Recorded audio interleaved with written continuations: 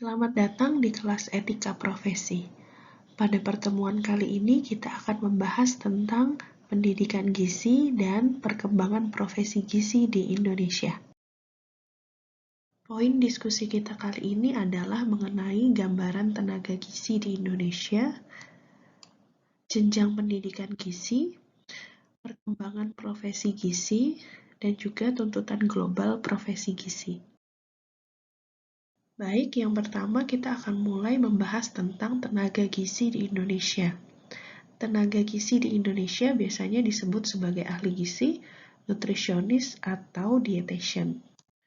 Masalah gizi di Indonesia saat ini sangat kompleks, mulai dari stunting sampai dengan obes, mulai dari defisiensi zat gizi sampai ke kelebihan zat gizi.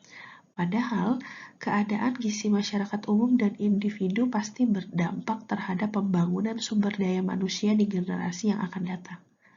Oleh karena itu, pemecahan masalah gizi menjadi hal yang sangat penting untuk mencapai Indonesia sehat. Artinya, keberadaan ahli gizi di Indonesia sangat diperlukan. Nah, dari kondisi ini sebenarnya bisa disimpulkan bahwa ahli gizi adalah profesi yang spesifik untuk menangani keadaan gizi, kemudian orang yang mengabdikan diri di bidang gizi, punya pengetahuan dan keterampilan di bidang gizi.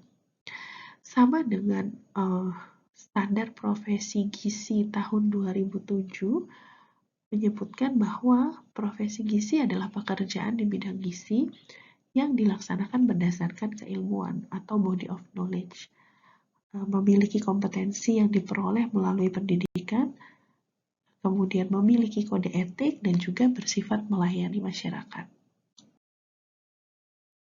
Dari definisi profesi gizi tadi, kemudian di breakdown menjadi karakteristik profesi gizi.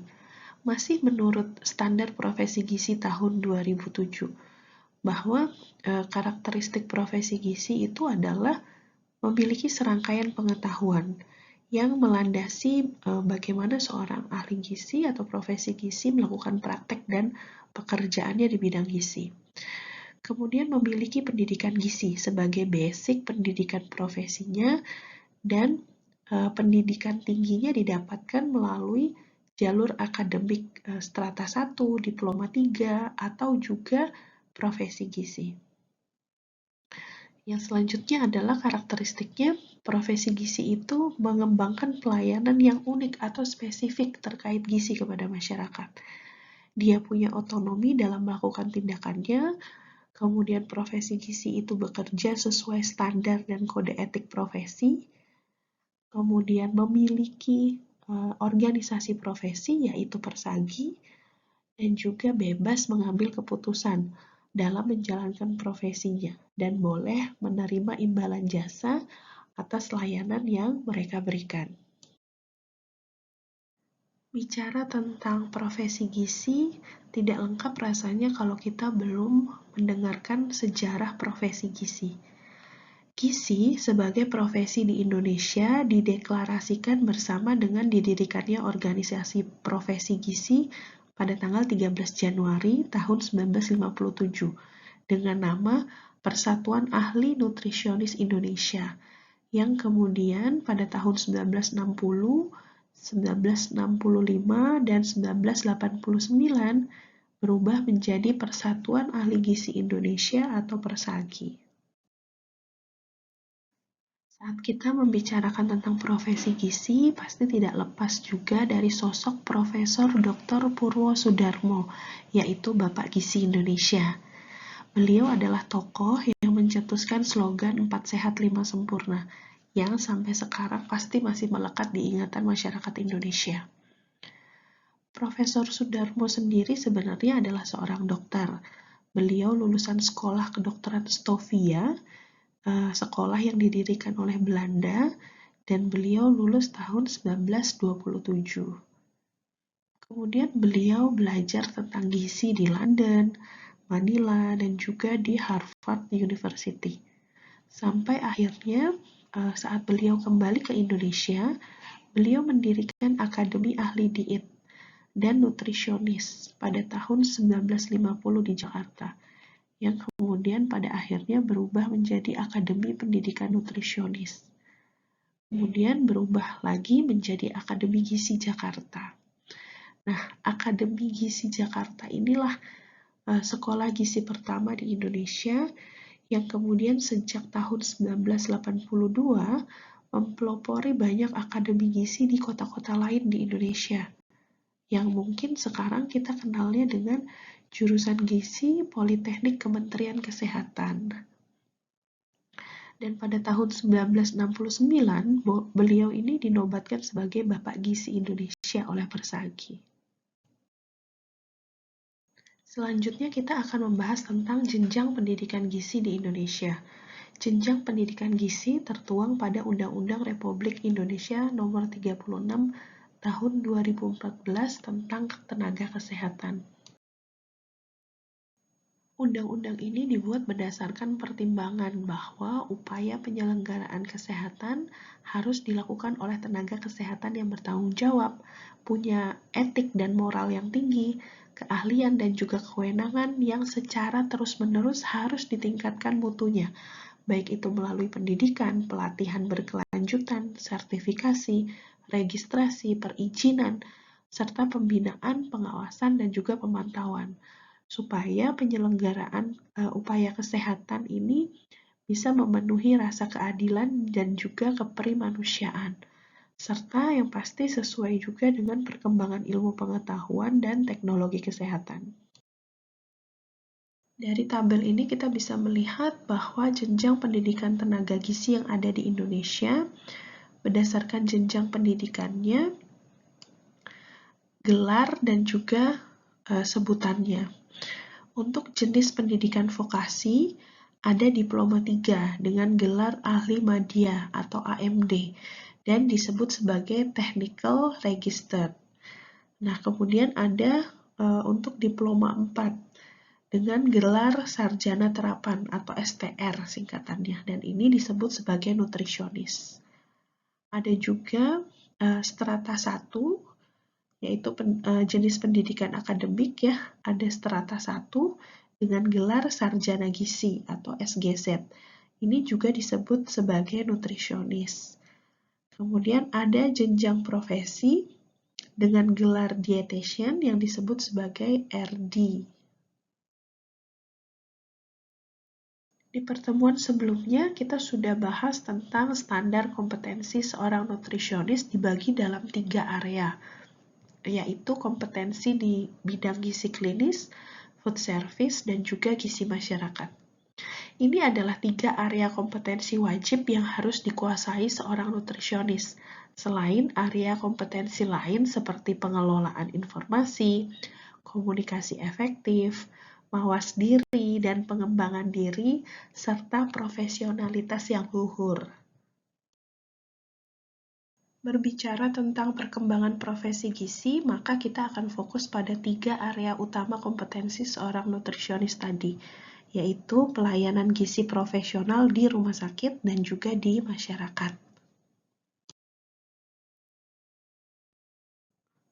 Profesi gizi wajib memberikan pelayanan yang profesional, yaitu dengan cara memperbaiki atau meningkatkan gizi, makanan, diet etik masyarakat, kelompok individu atau klien, dilakukan dengan keterampilan, keahlian, sesuai dengan profesi, serta memiliki kode etik. Kemudian juga harus memiliki kompetensi gizi yang sudah teruji dan mendapatkan lisensi serta surat tanda registrasi atau STR. Selanjutnya kita akan membahas tentang pelayanan gizi profesional di rumah sakit. Pengelolaan makanan khusus atau diet baru dimulai pada periode tahun 1952 sampai 1961 di Indonesia, yaitu di Rumah Sakit Cipto Mangunkusumo, Jakarta. Secara organisasi, unit gizi baru masuk di struktur rumah sakit pada tahun 1962, yaitu di Rumah Sakit Cipto Mangunkusumo, Jakarta. Nah, secara nasional, pedoman gizi rumah sakit baru menjadi Kepmenkes atau Keputusan Menteri Kesehatan itu baru pada tahun 1978. Dan pada tahun periode 1961 sampai 1978 dengan pimpinan Sunita Al-Matsir, bagian gizi di Rumah Sakit Cipto Mangunkusumo ini mengalami banyak pembaharuan dan perkembangan. Beliau inilah yang juga meletakkan landasan pengelolaan pelayanan makanan sebagai suatu sistem atau yang kemudian kita kenal sebagai Food Service System Management di dalam pelayanan gizi yang paripurna di rumah sakit. Nah, untuk pelayanan gizi di rumah sakit sampai saat ini, sampai sekarang mengacu pada PGRS. Dan sekarang yang digunakan adalah PGRS nomor 78 tahun 2013 tentang pedoman pelayanan gizi rumah sakit yang dikeluarkan oleh Keputusan Menteri Kesehatan. Tujuan ada SK Kemenkes dan juga pedoman PGRS ini adalah supaya seluruh rumah sakit di Indonesia memiliki organisasi dan juga pedoman pelayanan gizi yang sama gitu ya di semua daerah di Indonesia. Layanan gizi di rumah sakit secara profesional tidak hanya melakukan asuhan gizi saja, tapi juga penyelenggaraan makanan khusus atau diet, penelitian gizi terapan, dan juga pengembangan pengetahuan gizi. Nah, dari sini dapat disimpulkan bahwa penanganan masalah gizi dan penyelenggaraan makanan di rumah sakit harus spesifik, sehingga butuh tenaga khusus gizi. Saat ini, pelayanan asuhan gizi untuk rawat inap dan rawat jalan di rumah sakit menggunakan Nutrition Care Process atau NCP. Nah, NCP ini sebenarnya baru mulai diterapkan di Indonesia pada tahun 2006. Ini adalah step-step atau langkah-langkah dalam penerapan NCP yang kita sebut atau suka kita singkat dengan ADIME, yaitu langkah Nutrition Assessment, kemudian ada nutrition diagnosis, kemudian ada nutrition intervention, dan juga ada monitoring dan evaluasi. Target outcome asuhan gizi di rumah sakit meliputi mulai dari perubahan pengetahuan, kepercayaan, dan juga sikap pasien terhadap makanan. Kemudian kita juga mengharapkan adanya perubahan perilaku, perubahan asupan makan, status gizi, aktivitas fisik, dan juga fungsi tubuh. Selain itu juga diharapkan ada perubahan data-data antropometri, biokimia, hingga ke data fisik klinis. Dan yang paling penting dan yang paling utama juga adalah terjadinya perubahan kualitas hidup pasien. Selanjutnya kita akan membahas pelayanan gizi profesional di masyarakat. Pelayanan gizi profesional di masyarakat telah berlangsung sejak tahun 1967 di Indonesia, yaitu sejak Indonesia masuk kembali menjadi anggota PBB melalui program kerjasama RI UNICEF untuk upaya perbaikan gizi yang kita kenal secara internasional dengan Usaha Perbaikan Gizi Keluarga atau UPGK. Sampai saat ini kegiatan UPGK masih dilakukan di Posyandu, yaitu pelayanan gizi ibu dan anak. Pelayanan ini tujuannya adalah untuk menurunkan angka kematian ibu dan bayi di Indonesia. Nah, sekarang coba kalian sebutkan di kolom komentar Google Classroom, kalian tuliskan di sana apa saja sih kegiatan di Posyandu yang berkaitan dengan pelayanan gizi ibu dan anak.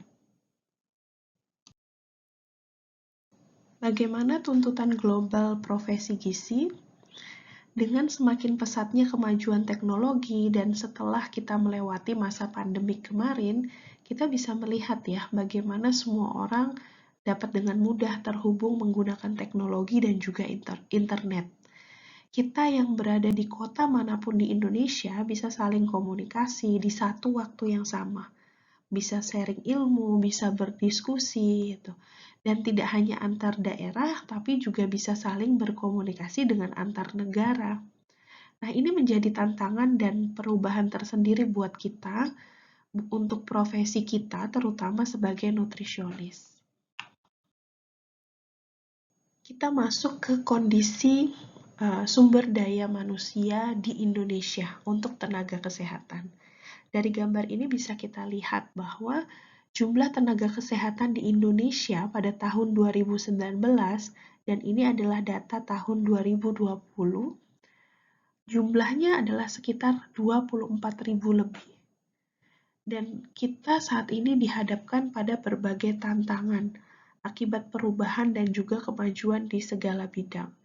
Jumlah 24.000 ini sangat banyak.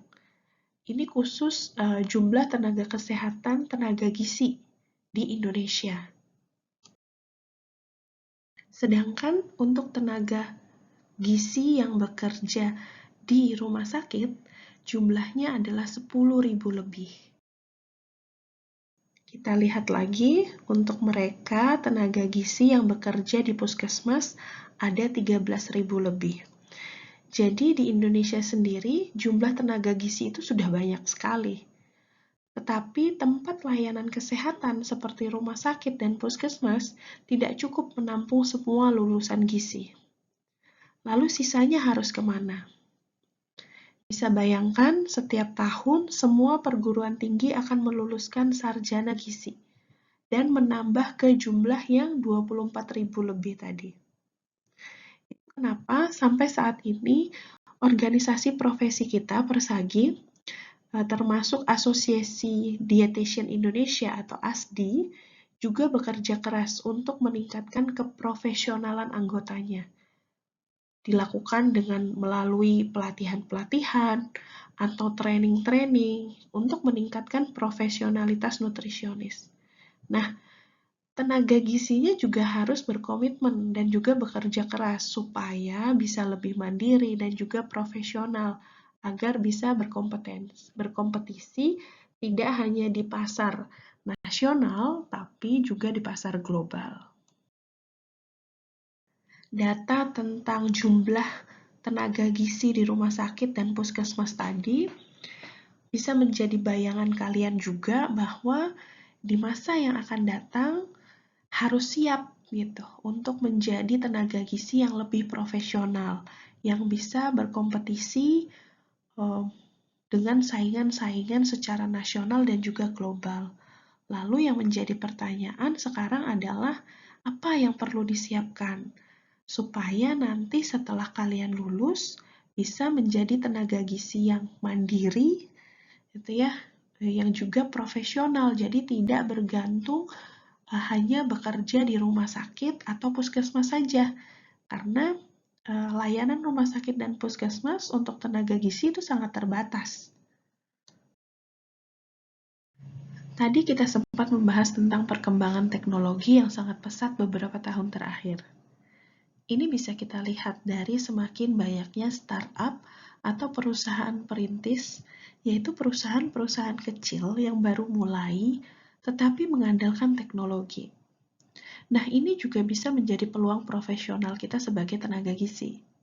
Saya berikan beberapa contoh startup yang setahun terakhir banyak digunakan oleh masyarakat kita. Mereka mendapatkan pelayanan gizi secara online daripada harus mengantri atau menemui ahli gizi secara offline di rumah sakit atau puskesmas. Salah satu contohnya ada Dietitian ID, ada juga Gizi Nusantara. Ini adalah dua layanan yang memberikan konsultasi gizi secara online, pendampingan gizi secara online, secara private, gitu, yang benar-benar dilayani oleh nutrisionis dan juga dietitian. Jadi benar secara profesional mereka tersertifikasi sebagai nutrisionis dan dietitian yang melayani.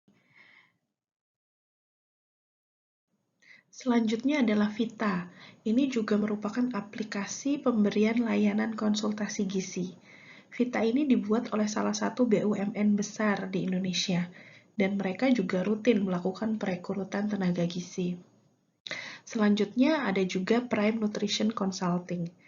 Ini saya cantumkan bukan karena saya sebagai salah satu foundernya ya, tetapi saya ingin menunjukkan kepada kalian bahwa selama kita bisa melihat peluang, kita sebagai tenaga gizi harus bisa mandiri. menciptakan lapangan pekerjaan untuk tenaga gizi lainnya.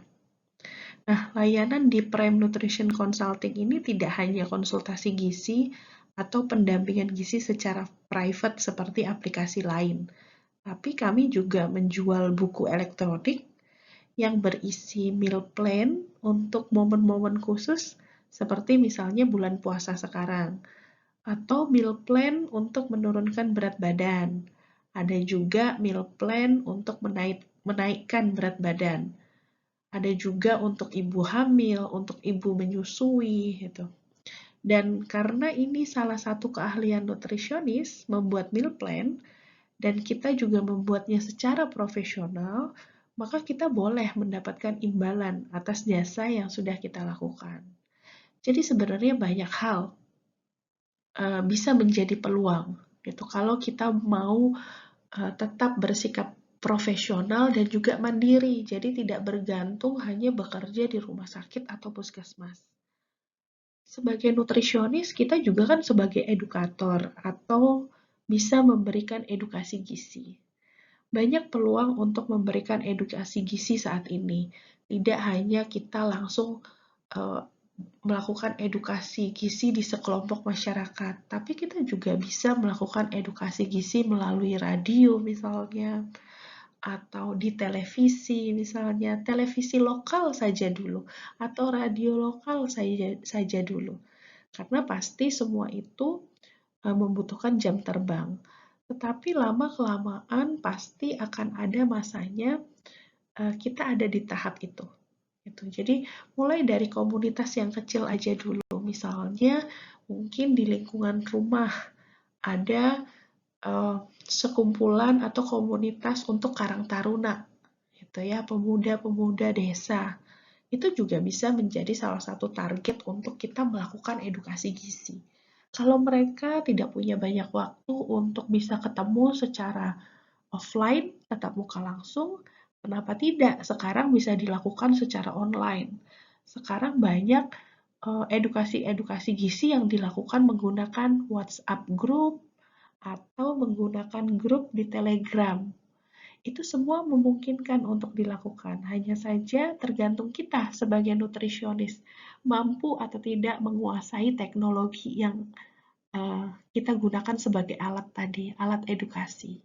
Nah, itu menjadi tantangan tersendiri juga buat kita sebagai tenaga gizi. Selain harus punya ilmunya, kita juga harus peka terhadap perkembangan teknologi.